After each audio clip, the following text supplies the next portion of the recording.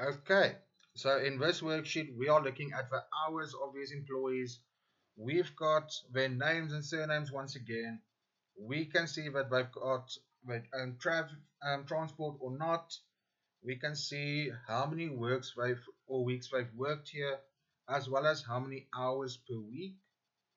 Therefore, they want us in our first step to find out how many hours have they worked this year so far. You can see how many times they've been late.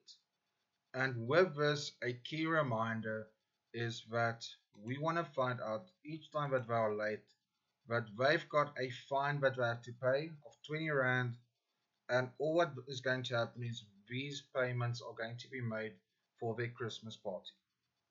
Here at the bottom of this option, we can see how many employees do not have their own transport, as well as the total amount of people in our company that have been more than 15 times late. So let's start by using a normal function or formula as well to find out what the total hours are of these employees. Now, once again, whenever we work with formulas or functions, we always start with an equal sign. And this case, all they want us to do is to say, okay, they worked 29 weeks. How many hours per week? So that's 36. So we are just going to select E4. We're going to use our asterisk as a multiplication, and we are going to select 36 hours. So if we look at the top, we see it's E4 times F4. We press enter, and we can see that this person had worked a total of 1,044 hours this week. This year. Now, when we look at this, they want us to find out this for each person. So what your question might ask you is to auto-fill it down. Now, there's two ways. You can either go here to the bottom right where that small green block is, and if your mouse looks like this with a thin black cross, you drag down until the green is there, you release, and you can see how many hours have these people worked. The other option, selecting the full range, going here in your home tab, we go here to our full options on the right side, and we just say fold down.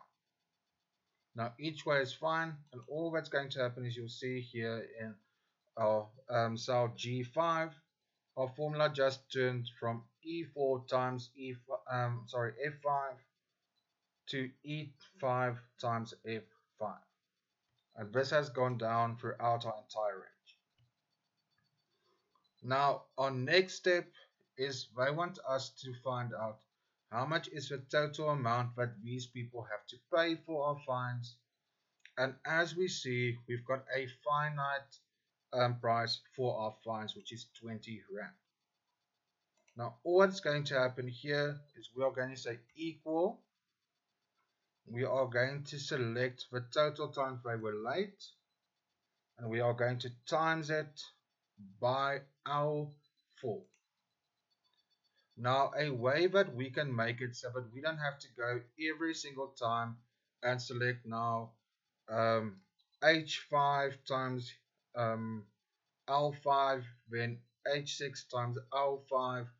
We are going to use absolute cell referencing, and we do this by when we are at our L5, we are just going to press our F4 button on our keyboard, and these dollar signs should appear.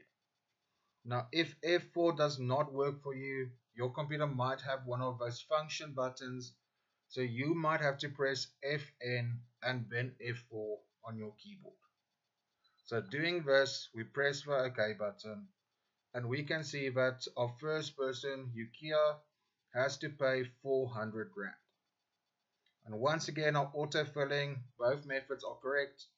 And here we can see what is the amount of people that the amount that they have to pay for these fines. Now, when we get further into this document, we also, for our company's interest sake, want to know how many of our employees do not have transport. Now in our previous video we looked at two of our count functions, which was your count and count a function. However, this time a easy way that we can do is we can see, okay, instead of having to count who has transport, and there might be other information in here, we are just going to count the blank spaces. Now in this, we are going to use our count blank function. So we start equals count, and you can see that if I type in count blank, it says it counts the number of empty cells in a specific range of cells. So we do this by just asking for a range, and since our information is connected to if I do have transport or not, I'm just going to select these cells. I'm going to close my bracket and I'm going to press enter. And therefore we can now determine that 7 out of our 10 employees do not have their own transport.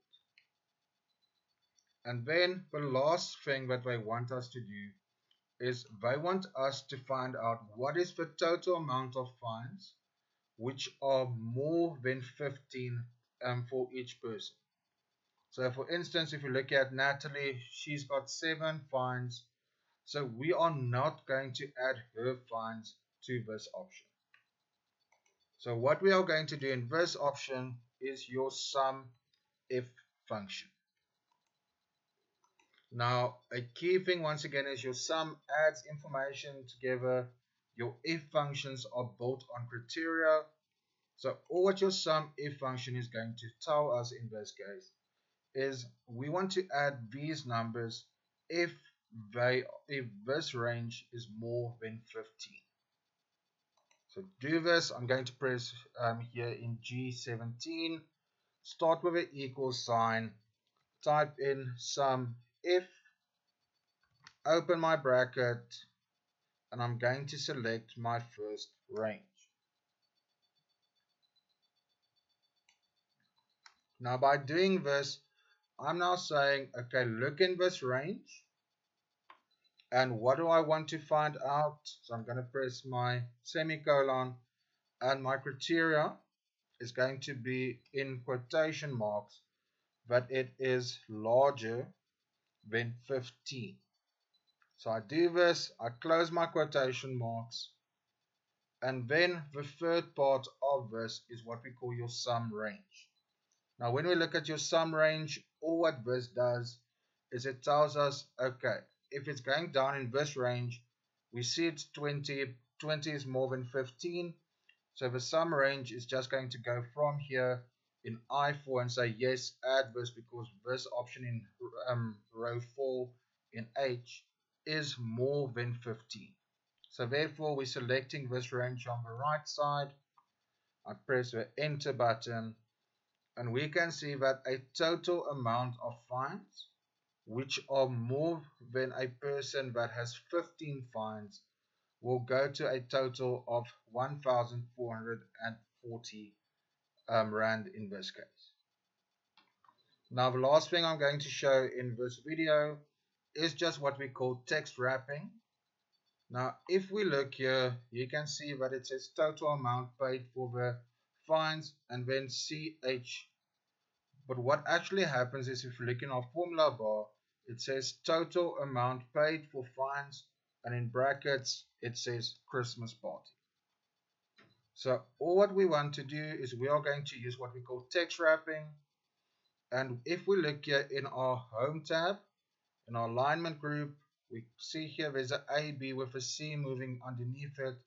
We click there and you can see that our information has now shifted so that our text completely appears in our actual cell. So that's everything from my side for the Excel for tomorrow. And then there will also be videos on HTML.